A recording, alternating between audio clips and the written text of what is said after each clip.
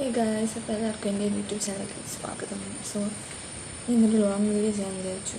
അപ്പോൾ എന്തുകൊണ്ടെന്ന് ഇവിടെ ഞാൻ ചിന്തിച്ചിരിക്കുകയാണ്. സോ എനിക്ക് റീസെൻ്റായിട്ട് ഞാനൊരു സംഭവമായിട്ട് അഡിക്റ്റഡ് ആയിട്ടുണ്ട്. സോ എന്താണെന്ന് പറഞ്ഞുതരാം.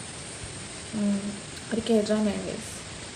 ആക്ച്വലി ഞാൻ K-ഡ്രാമ കാണാൻ തുടങ്ങിയിട്ട് ഇപ്പോൾ ഒരു 5-6 ഇയേഴ്സ് ആയിട്ടുണ്ട്. ആൻഡ് എനിക്ക് ഭയങ്കര ഇഷ്ടമാണ് K-ഡ്രാമ കാണാൻ. പക്ഷെ ഞാൻ റൊമാൻറ്റിക് K-ഡ്രാമാസ് അല്ല അധികം കാണുന്നത്. എനിക്ക് ത്രില്ലർ, ഹൊറർ, ഫൈറ്റിങ് അങ്ങനത്തെ K-ഡ്രാമാസ് കാണാനാണ് എനിക്ക് ഏറ്റവും ഇഷ്ടമേ. അപ്പോൾ ഞാൻ അങ്ങനത്തെ അങ്ങോട്ട് നോക്കിച്ചാൽ പൂച്ചയുണ്ട്, അത് അകത്ത് കയറാൻ വേണ്ടി ശ്രമിക്കുകയാണ്. അപ്പോൾ ഞാൻ ഇങ്ങനെ ഓടിച്ചിട്ട് വരാം.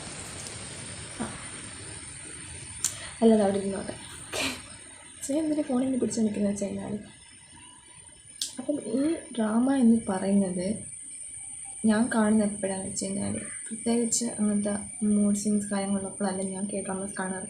ഞാനിപ്പോൾ സന്തോഷമായിട്ടിരിക്കുകയാണെങ്കിൽ സാഡായിട്ടിരിക്കുകയാണെങ്കിൽ അപ്പോൾ ഞാൻ K-ഡ്രാമാസ് കാണാറുണ്ട്. പക്ഷേ എങ്കിൽ ചില ഡ്രാമാസ് ഉണ്ടെങ്കിൽ 2 എപ്പിസോഡൊക്കെ കണ്ടു കഴിയുമ്പോഴത്തേക്കും ഞാനത് നിർത്തും. കാരണം നമ്മുടെ വൈബിന് പിടിച്ച K-ഡ്രാമ ആയിരിക്കണം. അങ്ങനെ നിർത്തിയിട്ടുള്ള K-ഡ്രാമാസ് ഉണ്ട്. ആൻഡ് അതിൻ്റെ പേര് എനിക്ക് ഓർമ്മയില്ല.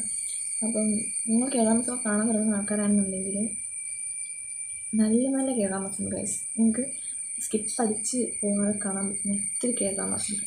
ആൻഡ് ഈ ഒരു K-ഡ്രാമ ഞാൻ പറയാൻ പോകുന്ന K-ഡ്രാമ ഇപ്പോൾ റീസെൻ്റായിട്ട് ഇറങ്ങിയിട്ടുള്ളതാണ്, നെറ്റ്ഫ്ലിക്സിൽ ഇറങ്ങിയിട്ടുള്ളതാണ്. And it is so good.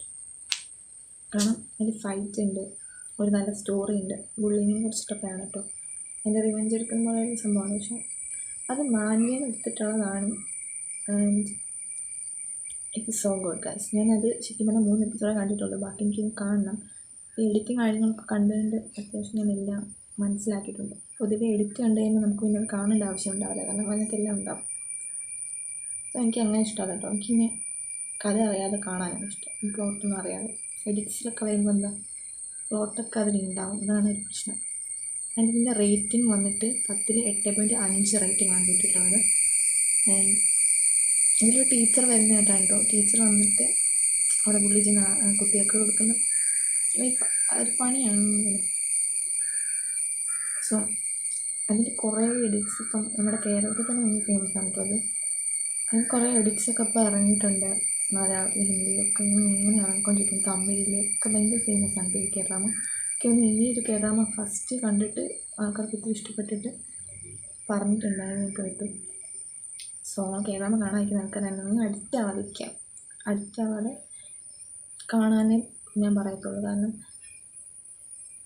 അങ്ങനെയാണ്. അല്ലെങ്കിൽ നിങ്ങൾ ഫുൾ ഡേ വാച്ച് ചെയ്തുകൊണ്ടിരിക്കും, രാത്രിയൊക്കെ വാച്ച് ചെയ്തുകൊണ്ടിരിക്കുകയാണ്. അടുത്ത് എന്താണ് കാണുന്നത്. നമ്മുടെ ഇന്ത്യൻ സീരിയൽസൊക്കെ ഉണ്ടാവില്ല പണ്ടൊക്കെ.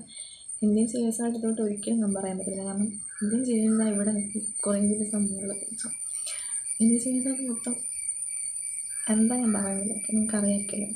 പണ്ടൊക്കെ ആണെങ്കിൽ ഞാൻ ഈ സീരിയലൊക്കെ കാണുന്ന സമയത്ത് നമുക്കാണെങ്കിൽ അടുത്ത് എന്ത് സംഭവിക്കും അറിയാനൊരു ഇതുണ്ടല്ലോ.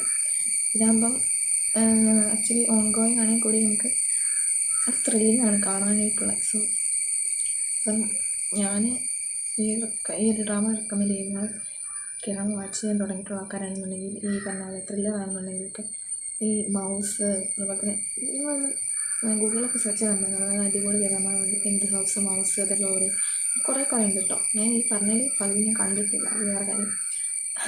എനിക്ക് കുറേ കാണാനുണ്ട് K-ഡ്രാമാസ്, കുറേ ഉണ്ട്. പക്ഷെ ഞാൻ എക്സൈറ്റഡ് ആണ് ഇത് കാണാൻ വേണ്ടിയിട്ടാണ്. നല്ല സ്ട്രെസ്സായിട്ടിരിക്കും ഇത് കാണണം.